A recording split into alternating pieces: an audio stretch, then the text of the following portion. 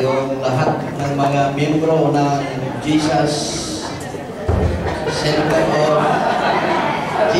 Center of Life na pinamumunuhan ni Pastor. Ang ating speaker ngayon, si Pastor Reyes, si Pastor Artemio, at lahat ng mga miyembro ng Jesus Center of Life. Sa araw na ito, binabati ko po kayo ng magandang pagdiriwan sa inyong anibersaryo.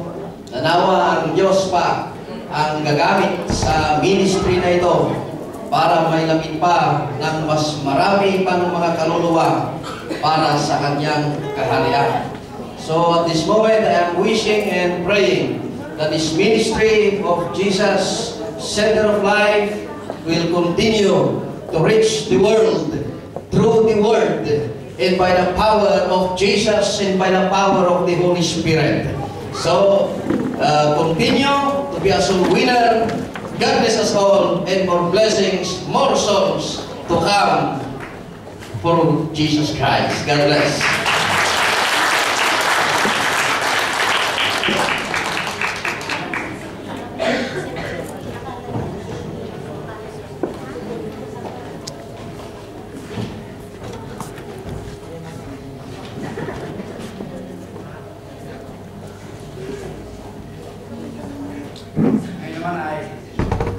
Tatawagin ko rin ng isang pastor na mataraki, si Pastor Daniel, para magiging ng encouragement sa ito. Pastor Daniel ng Assembly of God. Kapag-alaman ng pastor. Praise God. Hallelujah. Maraming salamat, Pastor Artemio. Pinakagwapo.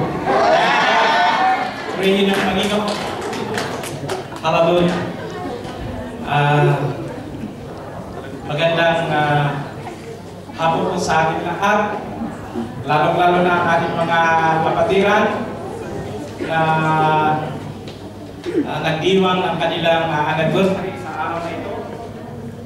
Nawala na eh. Praise God. Hallelujah. At ako po ang buong Iglesia ng Assemblies of God ay mabati po sa inyo, Pastor Willie, lahat ng mga kapatiran na pinangungunahan ni Pastor Willie, at binabati po namin kayo ng magandang araw, praise God, hallelujah, at ang iyong matagumpay na anniversary. At ang aking encouragement sa inyo ay patuloy po natin na isulong ang salita ng Panginoon sa pamamagitan ng Panginoong Jesucristo at ang kanyang salita ayon sa mensahe na ating pong napakinggan. Hindi lang po yung mga kapatiran po natin na taga Jesus Center of Life, kundi lahat po tayo. Dahil lahat po tayo ay sinasabi po natin na tayo ay anak ng Diyos. Sinasabi po natin na tayo ay Kristiyano. Sinasabi po natin na tayo ay follower of Christ. Kaya ang dapat natin gawin ay isulong ang salita ng Panginoon hanggang maabot natin ang mundo sa pamamagitan ng ating Panginoong Jesucristo at ang kanyang salita na ating dala-dala. Maraming salamat po.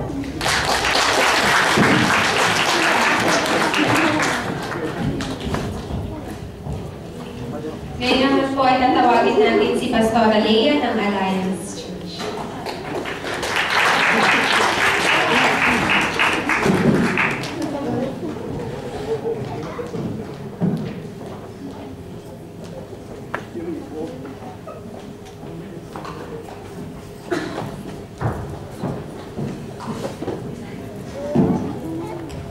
Magandang tanghali po sa ating lahat-lahat. Ang aming pagagandang mukha na nandito ngayong araw na to. So, napaka-palad po natin na naging anak po tayo ng Panginoon. Amen po ba? Yes. Okay. So, if we have ng Alliance Church Congregation, isang napaka maligaya, fruitful, at saka maluwalhati na magdiriwang ng anniversary sa ating mga kapatiran sa Jesus Center of Life Fellowship. So, may karugtong pa yan, pero sinorted na. So, nagpapasalamat po tayo dahil ang Panginoon ay siyang napakatapat sa ating mga kapatiran sa iglesyang ito. So, kaya po sa sinabi ng Panginoon Jesus sa Great Commission na tayo pong lahat ng mga Christians ay tinatawag para po i-reach out ang mga tao sa buong mundo. Hindi lang po siya tawag sa atin o nagkaman sa atin, kundi binigyan po tayo ng assurance na sasamahan niya po tayo. So, lahat po na mga anak ng Panginoon dapat po mag-win ng kaluluwa para sa Kanya. So, congratulations sa ating celebrant sa araw na ito. God bless you all.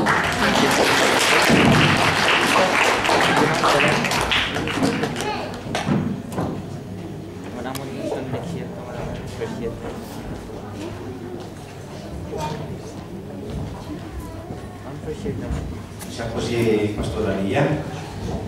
Ngayon naman ay tinatawagan ulit ang isang pastor. Hindi ko makita si Pastor Archie. Hindi ko bis.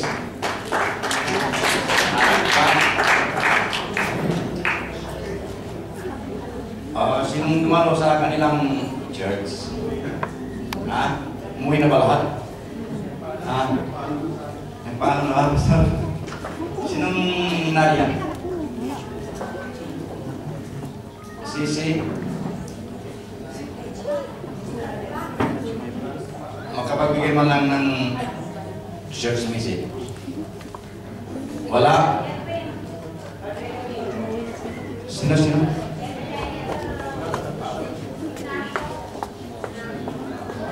Umalis na sila lahat. Brother Edwin, nandyan?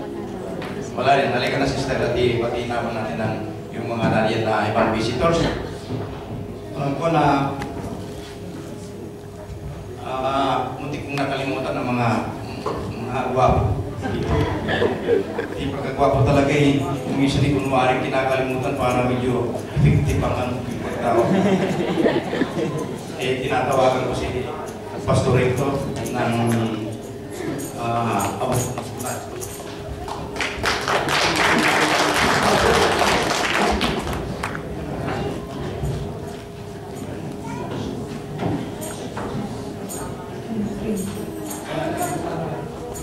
Hello. Praise.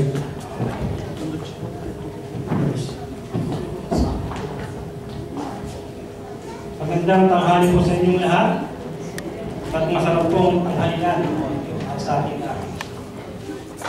On behalf of World of Life Christian Fellowship, ay po yung malagot na bumabati sa inyo ng panlimang matagumpay na ito sa inyo, panlimang na papastuhin parang kay Dandan. Sabi natin ng baga sa bata, parang kay Dandan, may nasa tiyan pa, pero ngayon umatagta na, 5 years. So, napaganda po ng ating mensahe tungkol po sa salita ng Diyos, tungkol po sa ating Panginoon.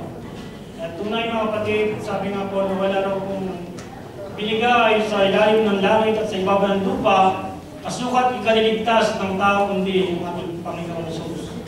Sabi nga po ng ating Panginoon, huwag po kayong maglumihanan, manalig kayo sa Ama at manalig kayo sa akin. Kung sa gayon, sabi niya, ako'y paparoon sa langit upang ipaghandaan kayo sa akin. At upang pagkatapos ako'y babalik upang kayo kukunin. Ngayon, mga kapatid, marami po nagtatanong ng mga tao, bakit daw hanggang ngayon na hindi pa po bumabalik ang ating Panginoon? Bakit po hanggang ngayon na hindi pa po nagaganap yung pangako ng Panginoon yung pagbabalik para sa atin? Bakit nga po ba hindi bumabalik ang Panginoon? Yun po ay dahil po sa iyo. Para po dahil po sa ating lahat. Kung ating pong titignan, sabi nga po, ang Diyos ay hindi nagpapabaya sa kanyang pangako. Ang Diyos ay nagtitipid dahil binibigyan ng pagkakataon ng lahat ng mga pagsisig. Kahit ayaw po ng Diyos Diyos ay isa man sa kanyang dala ay mapahamak. Maaaring sabihin natin na tayo po'y ligtas na. Sino po ang mayroon na pong kasigurahan na maligtasan dito? Praise the Lord. But still, kung bakit po di pa bumabalik ang ating Panginoon, dahil sa iyo pa rin. Even though you are saved, sabihin po natin that we are saved, hindi pa bumabalik ang ating Panginoon dahil sa iyo pa rin. At sabi po ng Panginoon, go ye and make disciples to all nations, ngunit hindi pa natin ginagawa ang ating mga papel. Hindi pa natin ginagawa ang ating katungkulan, kaya po hindi pa bumabalik ang ating Panginoon. But mga kapatid, hallelujah, patuloy na sama-sama po nating ibandila ang ating Panginoong Isus, hindi lamang sa Bologna, kundi sa lahat ng dako.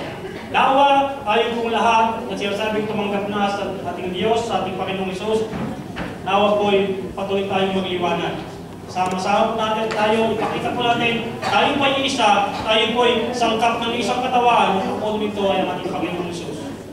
Muli mga kapatid, in behalf of Babylon Christian Fellowship, muli, reading, kami po'y nakikigalap sa inyo. Ikundo, sabi ko nga, nakatampo. Sabi ko, kami yung unang dumating. Kaninang tawag sila ng mga tenders. Akala ko di na tawagin ng magsundan. Nung magtawag sila ng mga magbibigay ng mga encouragement, hindi ko makalimutan ng magsundan. But still, muli, kami po'y nakikigalap sa inyo at naway patuloy pa na marami pang 5 taon na darating sa inyong gawain at tayo patuloy pang pagkapalain ng Panginoon ng inyong gawain. Nawa, patuloy na magsama-sama tayo para itaguyod ang gawain ng para sa ating Panginoon. God bless you all.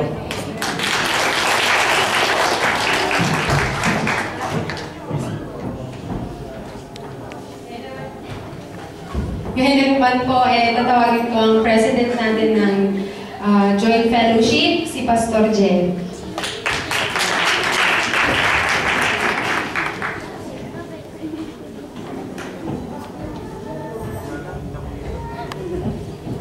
In behalf of Christian Joint Fellowship, lahat na tayo. Kung magsasalita ako, 10 minuto. Kung kakanta ako, 3 minuto lang. Saan kayo? Kakanta na lang ako. Dahil nasabi na lahat ng mga magigiting na pastor, yung mga dapat sabihin, lalong-lalo na yung speaker natin. Kaya kakanta na lang ako.